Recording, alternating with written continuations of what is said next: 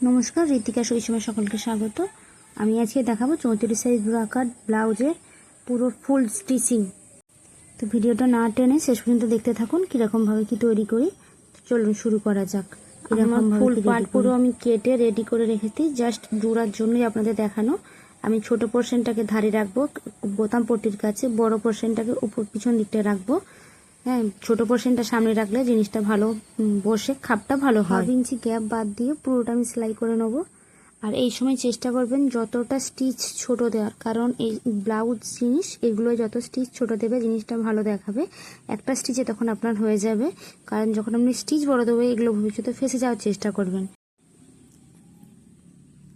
একটু ধরে সেলাই করলে পুরোটা বোঝা যায়। যখনই আপনি আকপাক করতে যাবেন দেখবেন জিনিসটা পুরো ভুল হয়ে গেছে। আর প্রত্যেকটা খাপ বসিয়ে বসিয়ে দেখিয়ে মাপ। দেখুন আমার একটা খাপ কিন্তু রেডি অলরেডি।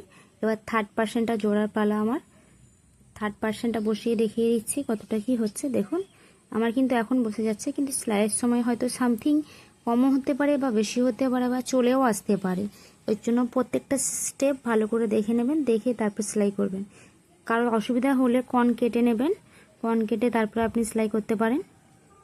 জুড়ে নিই, খুব সাবধানে হাঁকপাক করার কোনো প্রয়োজন থাকবে না এখানে, কারণ এগুলো বাঁক সাইড আমার এমন পজিশন, এগুলো একটু ধীরে সুস্থে ধরে ধরে সেলাই করলে জিনিসটা ভালোভাবে আসে। 3rd পার্টটা কমপ্লিট আমার। এবার আমার এরপর 4th পার্ট জোড়ার পালা।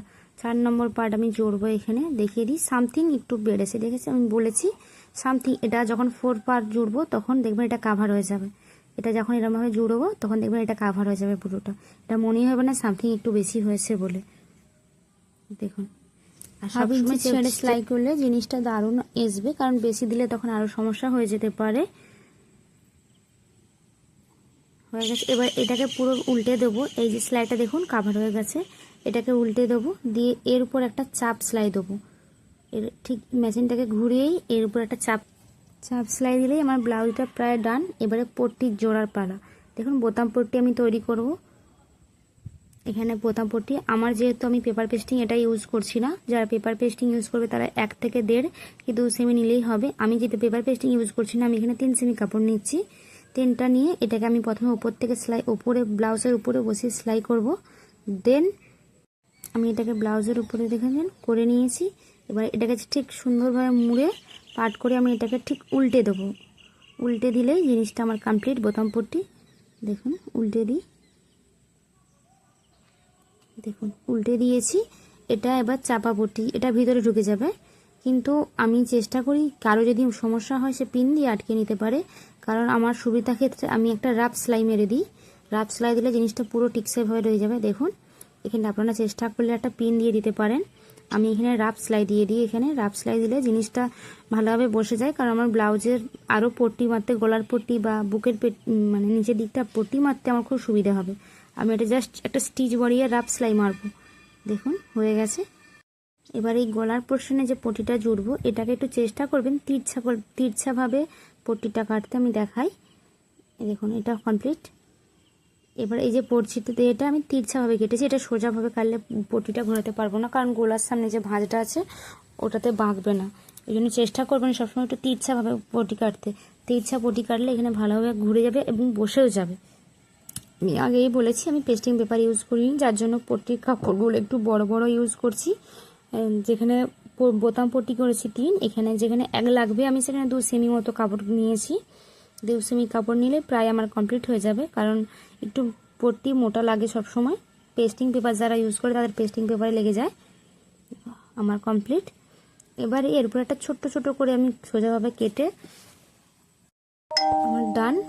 বুকের কাছে পট্টি বসানো। এবার এটাকে ছোট্ট ছোট্ট করে কেটে আমি জাস্ট একটা ঘুরিয়ে চাপ সেলাই দিয়ে নেব।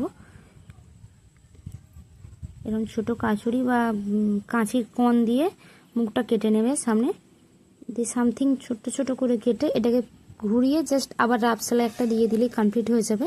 দেখুন ঘুরিয়ে দিয়েছি, দিয়ে জাস্ট এটা চাপ সেলাই দিয়ে দিয়েছি। চেষ্টা করবেন খুব ধীরে সুস্থে কাজ করান, কারণ ব্লাউজ একটু ভুল এদিক ওদিক হলেই পুরো জিনিসটাই ভুল হয়ে যাবে। দেখুন আমি এখানে পিন দেবো না, যার অসুবিধা হয়েছে পিন দেবে, যার অসুবিধা হবে না সে এটা রাফ সেলাই দিয়ে দেবে। আমি এখানে রাফ সেলাই দেওয়ার চেষ্টা করি সবসময়, কারণ যখন আমি হাত সেলাই বা হেম সেলাই করবো জিনিসটা পুরো খুলে যাবে। আমি এবারে আর একটা যে সেটাকে নিয়ে এখানে বস করাবো। আগে নিচের পট্টি জুড়বো না, এখানে ভালো করে মেপে নেব কতটা এক্সট্রা আছে, এখানটা বসিয়ে তারপরে ভালো করে মেপে তারপরে আমি এখানে সেকেন্ড পট্টি বসাবো। দেখুন আমি চোখে দাগ দিয়ে দিয়েছি, দিয়ে তারপরে দেন আমি চোখে পট্টি বসাবো।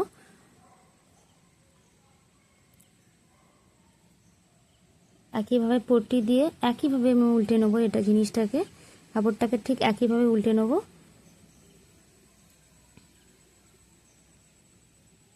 কারো যদি আগে না তৈরি থাকে একটা, প্রথম যদি কোনো এক সাইড তৈরি করেন তারও অসুবিধা হবে না, কারণ দ্বিতীয়বারে জিনিসটা আপনাকে অটোমেটিক দ্বিতীয় সাইডটা আপনাকে মেপেই বসাতে হবে।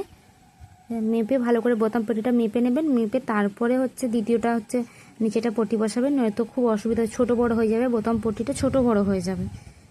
দেখুন আমার কমপ্লিট। এবার এটাকে আমি ঘুরিয়ে একটা রাফ সেলাই দিয়ে দেবো। দেখুন আমার কমপ্লিট রাফ সেলাই দেওয়া। এবার এখানে বসিয়ে ভালো করে বোতাম পট্টিটা রেডি আছে নাকি দেখে নেবেন। আমার কিন্তু কমপ্লিট সামনের পোর্শন। আমি এখানে পিন দেবো না, যার অসুবিধা হবে সে পিন দেবে, যার অসুবিধা হবে না সে রাফ সেলাই দেবে। কমপ্লিট আমার ব্লাউজটা ডান।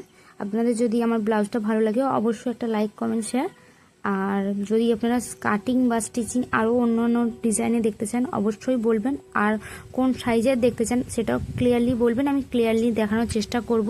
কারো যদি কোনো জায়গায় আর অসুবিধা থেকে অবশ্যই কমেন্টে বলবেন যে কারো কোনো সমস্যা হচ্ছে নাকি। দেখুন আমার কমপ্লিটলি জিনিসটা ডান। হ্যাঁ জিনিসটা দারুণ হয়েছে, খাপও দারুণ, 34 সাইজের ব্লাউজ যেহেতু। হ্যাঁ দেখাই, বাস ডান কমপ্লিটলি আমার ব্লাউজ। আজকে এখানেই ভিডিওটা শেষ করছি, আশা করি ভালো লেগেছে।